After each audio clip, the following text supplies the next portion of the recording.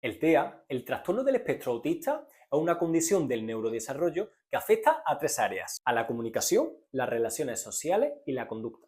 Aunque todas las personas autistas van a tener afectadas estas tres áreas, lo cierto es que como se encuentran en un espectro, esto significa que cada una se va a desarrollar en cada área de una manera distinta.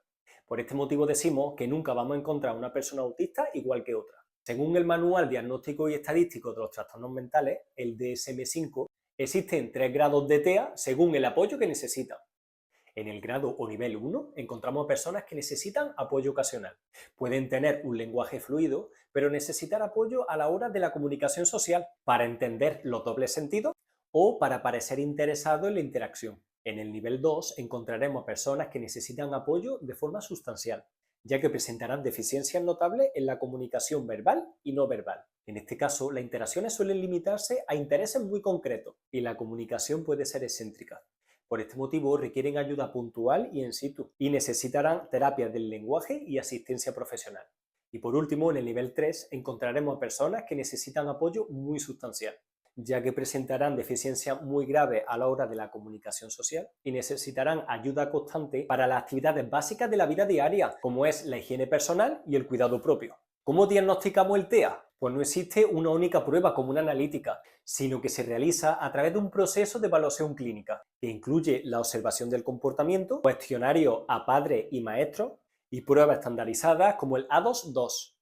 A continuación os voy a indicar 10 signos tempranos y comunes que nos podrían indicar que una persona pertenece al espectro autista. El primer signo, dificultad en la comunicación social, como sería poca respuesta a tu nombre, ausencia de gestos como señalar y falta de contacto visual. El segundo signo, retraso en el desarrollo del lenguaje, como sería el habla tardía o la ecolalia, que es la repetición literal de las frases. Tercero, fascinación por temas muy específicos y de forma absorbente, como sería hablar de dinosaurios, de vehículos, de números. Cuarto, conductas repetitivas, también llamado estereotipias, como es el balanceo o el aleteo. Quinto, dificultad para cambios en la rutina, como son rituales para dormir o formas exactas para hacer las cosas. Los siguientes 5 signos también son muy comunes en personas con TEA, pero no son tan conocidos.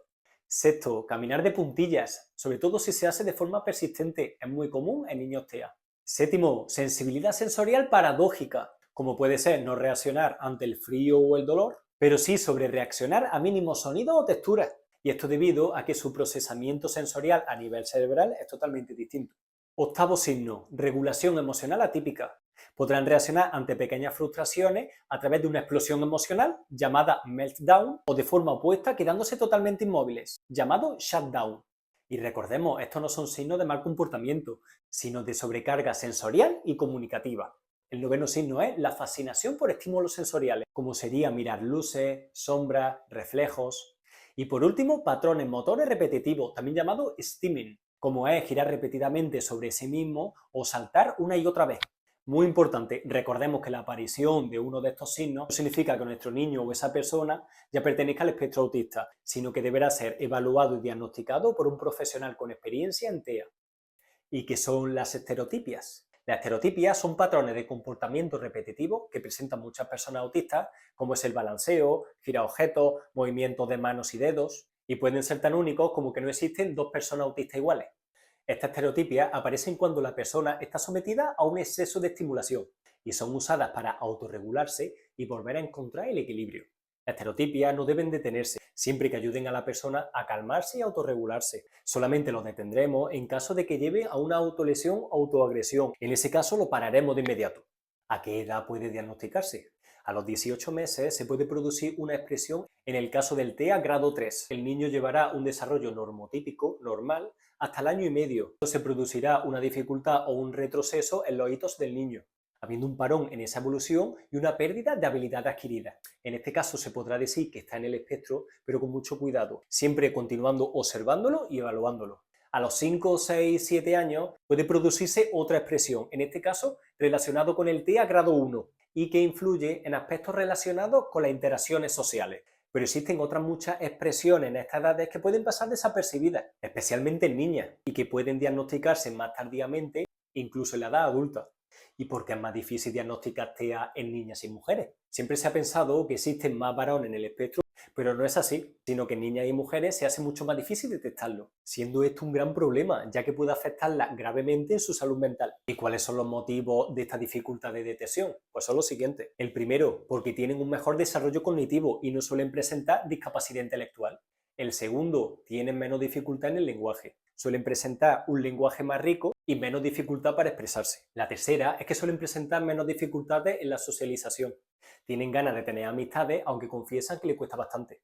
Cuarto, el masking o camuflaje. El deseo de encajar hacen que se conviertan en expertas en ocultar su autismo. Aprenden a copiar la forma de hablar y de comportarse de las personas no autistas para así poder integrarse. Aunque sabemos que esto puede ser agotador, producir sufrimiento emocional, pérdida de identidad y ansiedad. Quinto, presentan menos conductas repetitivas. Sexto, presentan intereses restringidos socialmente aceptados, como es la moda. Y por último, los test diagnósticos suelen ser inadecuados, ya que están diseñados en identificar características más propias de varones. Y atención, porque el Asperger no existe. Antiguamente se consideraban el síndrome de Asperger y el autismo como dos entidades separadas, con dos diferencias principales.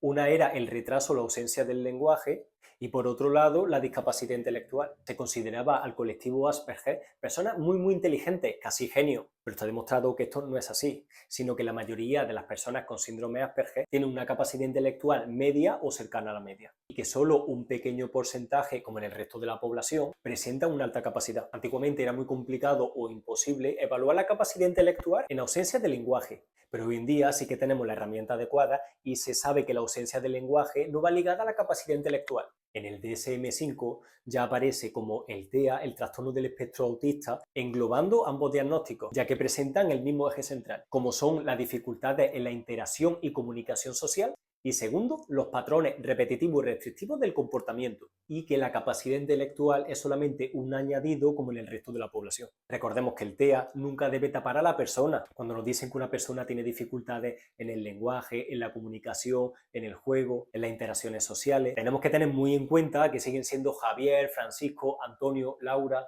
y si se pone más atención en la persona que en el diagnóstico, se hace muchísimo más fácil entenderlo. El TEA no tiene cura, pero incluye intervenciones conductuales y terapia para mejorar las habilidades y reducir sus síntomas.